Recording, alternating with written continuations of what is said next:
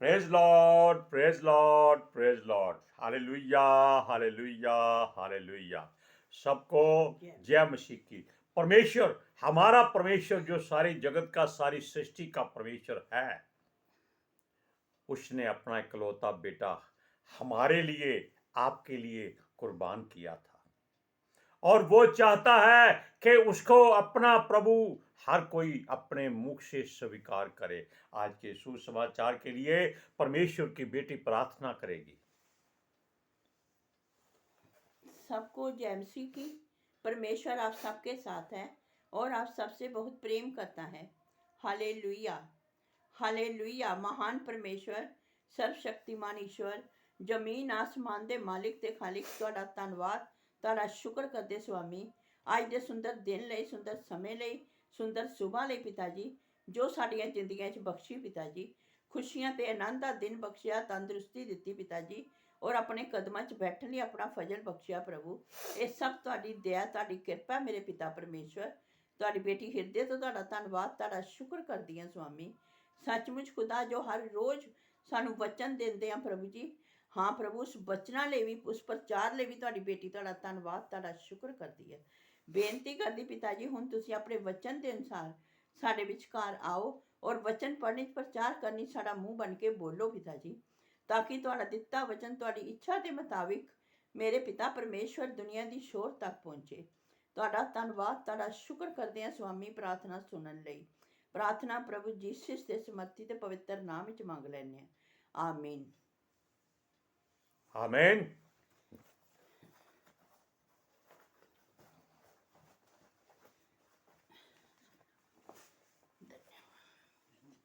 Praise Lord. आज हम 4 दिन के बाद ठंडे पानी से नहा के आए हैं, ठंड लग रही है। फिर भी हम प्रभु का धन्यवाद करते हैं कि वो हमें हमेशा संभालता है। हालेलुया। अब सुनिए, परमेश्वर जिसने हर रिश्ता अपनी मर्जी से हमें दिया है, चाहे वो हमारा उसके साथ है या उसका हमारे साथ है, या हमारा पितर आत्मा जी के साथ है, या प्रभु यीशु के साथ है, या स्वर्गदूतों के साथ है, या फिर संसार के साथ है। अब आपको ये देखना है कि आपको कौन सा रिश्ता ज्यादा पसंद है। लेकिन अधिक बात क्या है, मनुष्य नहीं सोचता कि उसको कैसा रिश्ता चाहिए। वो तो सिर्फ धन, संपत्ति और रुतबा, ऐसी ही चीजों को ज्यादा जाता है। उसको किसी बात से कोई मतलब नहीं। हालेलुया। और लेकिन वचन कहता है हमें अपने रिश्तों के बारे में पहले सोचना है, ताकि हम क्या कह रहे हैं, किसके लिए कह रहे हैं, किसको कह रहे हैं, कब कह रहे हैं, क्यों कह रहे हैं। हालेलुया। अब सुनिए, क्योंकि वचन को रिश्तों से अधिक हमें महत्व देना है, महिमा देनी है। किससे? रिश्ते नातों से हमको ज्यादा वचन को महिमा देनी है। इस बात का ध्यान रखिएगा। हालेलुया। रिश्तों और नातों की कोई ना कोई सीमा जरूर है, परंतु परमेश्वर का वचन जो जीवित है और जीवन है, मार्ग है, सच्चाई है, प्राण है, सब कुछ है, और एक तलवार भी है जो काटती भी है और जिलाती भी है, यानी कि मारती भी है, जीवन भी देती है। वो हमारे जीवन में हर काम करती है। हमें पहल इन बातों को देनी है। रिश्तों को छोड़ देना है, नातों को छोड़ देना है। जिसका नाता परमेश्वर से होगा उसको संसार की हर वस्तु मिल सकती है। वो कहता है वचन में, पहले परमेश्वर के राज्य और उसकी धार्मिकता की खोज करो, तो ये वस्तुएं, यानी कि जो भी संसार में आपको चाहिए, वो आपको ऐसे मिलेंगी कि आपके पास रखने की जगह कम होगी। क्योंकि देने वाला वो है, वो छप्पड़ फाड़ के देता है, लेकिन अगर हम नहीं मानते तो थप्पड़ मार के वापस ले लेता है। हालेलुया। अब सुनिए, क्या आप अपने जीवन में इस धरती की गहराई को नाप सकते हैं? कभी नहीं। क्या समुद्र की गहराई को देख सकते हैं या चौड़ाई को नाप सकते हैं? कभी नहीं। क्या आकाश की ऊंचाई को नाप सकते हैं? कभी नहीं। क्या सूर्य को हाथ लगा सकते हैं? कभी नहीं। क्यों नहीं? क्योंकि ये परमेश्वर की वो बनाई हुई वस्तुएं हैं जो मनुष्य के हित के लिए है, ना कि इनको छूकर देखने के लिए। हालेलुया। अब सुनिए, कोई यह सब नहीं कर सकता, चाहे उसको 100 साल यानी कि 100 जन्म भी मिल जाए। हर जन्म में वो देखेगा कि धरती की गहराई कभी घटती है, कभी बढ़ती है, समुद्र की चौड़ाई कभी घटती है, कभी बढ़ती है, और आकाश जिसका तो पता ही नहीं कि कितना दूर है, लेकिन अगर हम चाहें तो हम उसको ऐसे छू सकते हैं। कैसे? धरती को उंगली लगाकर, पानी में हाथ डालकर और आकाश की तरफ हाथ उठाकर कि प्रभु तू इतना हमारे से दूर है। लेकिन अगर ज्यादा चाहे, अपने हृदय पे हाथ रखो, आपका प्रभु आपके भीतर है, आपको किसी बात की चिंता नहीं होगी, आप सारा ज्ञान हासिल कर लेंगे। अगर आप परमेश्वर की सच्ची महिमा करने वाले हैं तो हालेलुया। यीशु अपने रिश्तेदारों को, नातेदारों को, सबको नकार देता है। क्यों नकार देता है? क्योंकि वो पहल परमेश्वर को देता है, वचन को देता है, पवित्र आत्मा को देता है और अपनी हुकूमत को देता है। हालेलुया। अब सुनिए, जब यीशु कहीं पर प्रचार कर रहा था, क्योंकि उसका तो कोई ठिकाना नहीं था, वो कहीं भी जाकर प्रचार करता था कि स्वर्ग का राज्य नजदीक है, संभल जाओ। तब उसके चेलों को उसकी माता जो संसारिक माता थी और उसके भाई जो संसारिक भाई थे, क्योंकि वो तो आत्मिक मनुष्य था, उसका कोई भाई या माता नहीं थे, उन्होंने उसको संदेशा दिया कि गुरु, तेरे परिवार के सदस्य तुझे मिलना चाहते हैं। कितनी बड़ी बात कह दी उन्होंने, जबकि उसका परिवार सारा संसार है। उन्होंने एक जगह बिंदु अटका दिया। यीशु जो परमेश्वर से प्रेम करता है, जिसका रिश्ता केवल परमेश्वर से है, उसने कहा, कौन है? मैं किसी को नहीं जानता। क्यों? मेरा भाई और सारे रिश्तेदार वो हैं जो परमेश्वर के इस पवित्र वचन को पढ़ते हैं, जानते हैं, मानते हैं, इसको अपने हृदय में रखते हैं, वो ही उसके भाई बहन हैं और कोई उसका अपना नहीं है। इसीलिए ये गहराई को से सोचने वाली बात है कि परमेश्वर का प्रिय पुत्र अगर ये कहता है, हमको क्यों ना कहना चाहिए। हमको भी अपनी सारी रिश्तेदारी, चाहे बेटा हो, बेटी हो, बहन हो, भाई हो, माता हो, पिता हो, पत्नी को छोड़कर बाकी सबको हम त्याग सकते हैं। क्यों? ये रिश्ता हड्डी और मांस का परमेश्वर की ओर से जुड़ा होता है, वो नहीं, वो पाप से पैदा होता है। दूसरी बात, अगर हम संसार को प्रेम करेंगे तो हम यीशु से प्रेम नहीं कर सकते। वो परमेश्वर की ओर से आया है और उसके पास परमेश्वर की सामर्थ्य है, ऐसा हर कोई जानता है। उसका भाई और रिश्तेदार बनने की अगर हिमाकत करना है तो उसके वचन को, जो पवित्र शास्त्र में पवित्र आत्मा जी के द्वारा लिखाया गया है और नबियों ने उसको रचा है अपने हाथों से, उसको अपने हृदय पे लिखो, ताकि परमेश्वर दूर से जान ले कि ये मेरा बेटा है, ये मेरी बेटी है। आप वचन को पढ़कर देखिए, लूका की इंजील 8वां अध्याय उसकी 19 से 21वें आयत तक। उसकी माता और उसके भाई उसके पास आए, पर भीड़ के कारण उससे भेंट ना कर सके।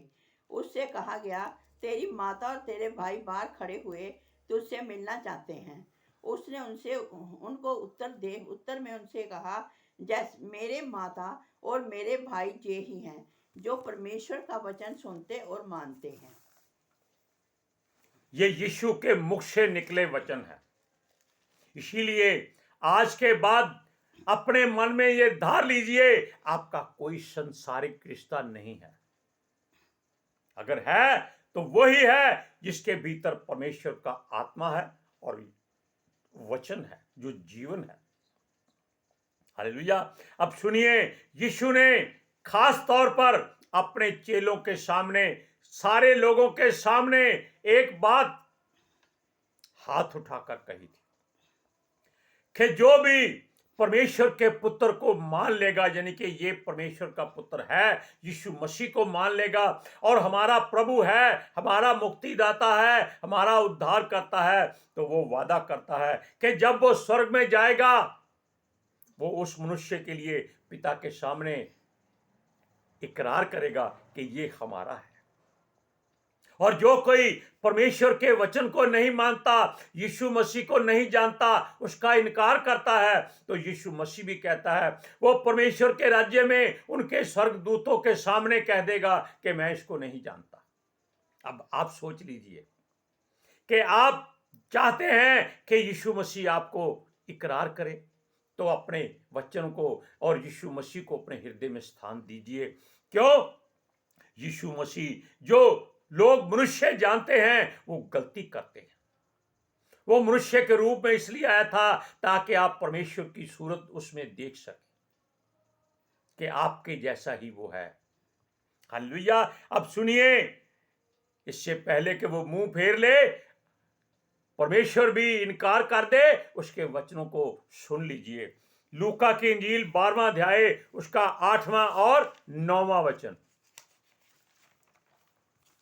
मैं तुमसे कहता हूँ कि जो कोई मनुष्यों के सामने मुझे मान लेगा, उसे मनुष्य का पुत्र भी परमेश्वर के स्वर्गदूतों के सामने मान लेगा।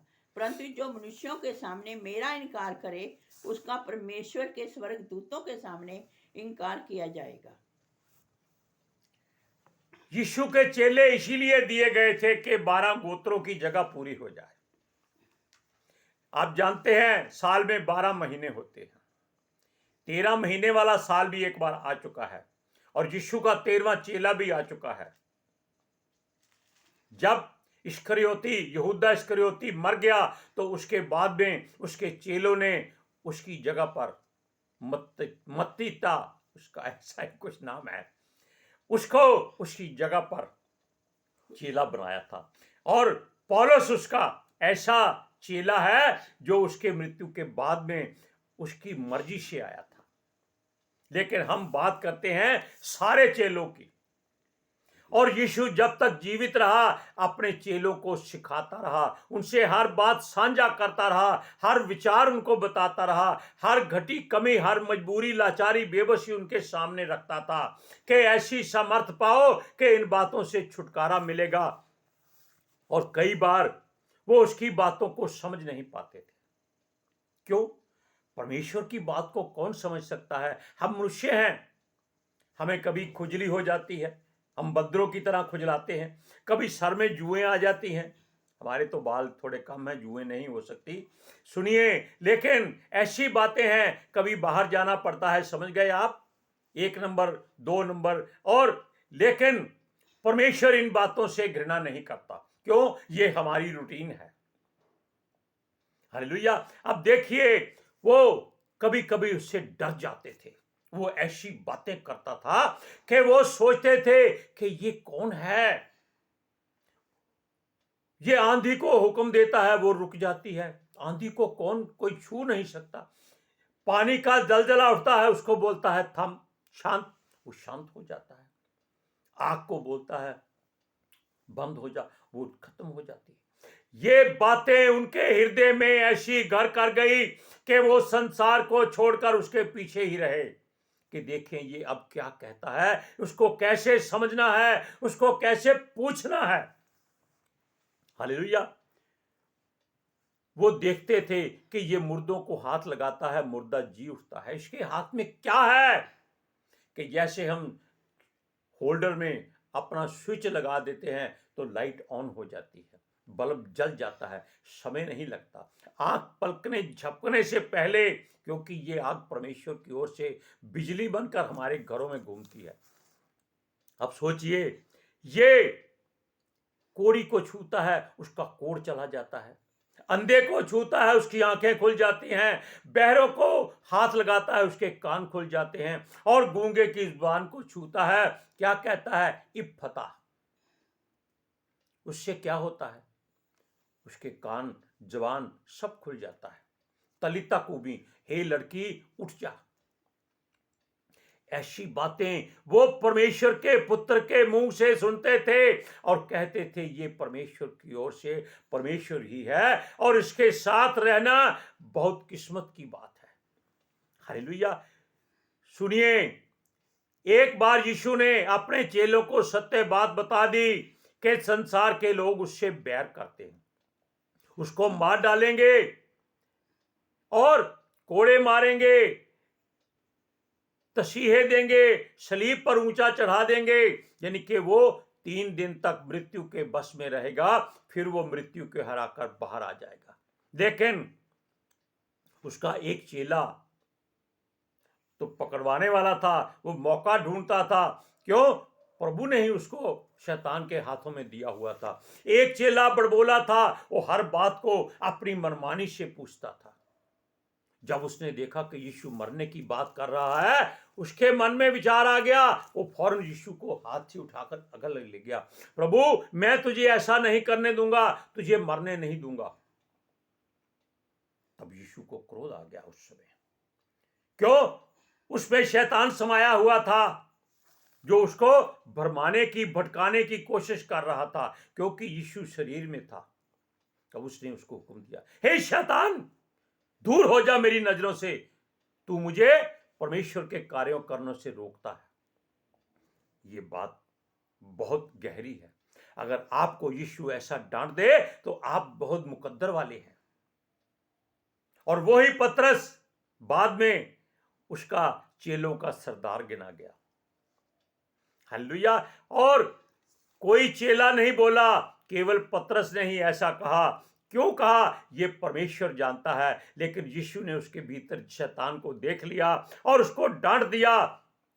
क्यों? वो कहता है तू मुझको बहकाता है, मुझको पिता से अलग करता है, ताकि उसका वचन ना पूरा हो। यानी कि पिता के मुख से निकले वचन को यीशु मसीह हर हाल में पूरा करना चाहता था। आप वचन को पढ़कर देखिए, मरकुस की अंजील 8वां अध्याय उसकी 31 से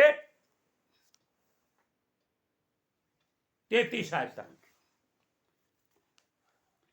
तब वह उन्हें सिखाने लगा कि मनुष्य के पुत्र के लिए असंभव है कि वह बहुत दुख उठाए, और पुरनियों और प्रधान याजक और शास्त्री उसे तुच्छ समझकर मार डाले, और वह 3 दिन के बाद जी उठे।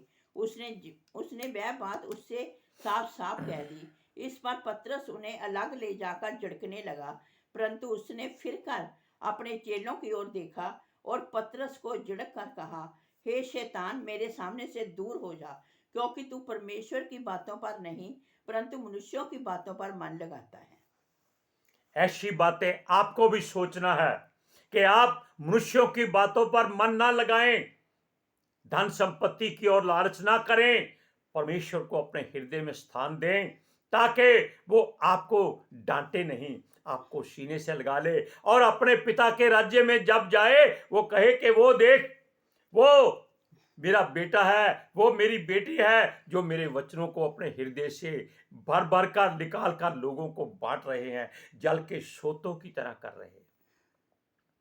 और संसार को आपके बीच में से परमेश्वर की आग दिखाई दे, क्योंकि वो कहता है तुम जगत की ज्योति हो। हालेलुया। आज के सुसमाचार के लिए परमेश्वर की बेटी प्रार्थना करेगी। Hallelujah. Thank you Jesus, thank you Lord, thank you पिता आत्मा जी। ਤੁਹਾਡਾ ਧੰਨਵਾਦ, ਤੁਹਾਡਾ ਸ਼ੁਕਰ ਕਰਦੇ ਸੁਆਮੀ, ਸਾਡੇ ਵਿਚਕਾਰ ਆਉਣ ਲਈ, ਬਚਨ ਪੜ੍ਹਨੇ, ਪ੍ਰਚਾਰ ਕਰਨੇ, ਸਾਡਾ ਮੂੰਹ ਬਣ ਕੇ ਬੋਲਣ ਲਈ ਪਿਤਾ ਜੀ। ਤੁਹਾਡੀ ਬੇਟੀ ਹਿਰਦੇ ਤੋਂ ਤੁਹਾਡਾ ਧੰਨਵਾਦ, ਤੁਹਾਡਾ ਸ਼ੁਕਰ ਕਰਦੀ ਸੁਆਮੀ।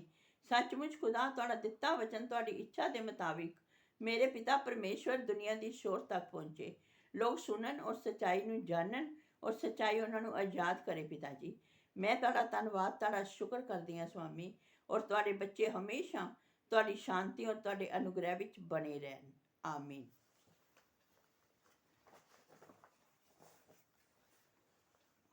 आमीन। Praise Lord.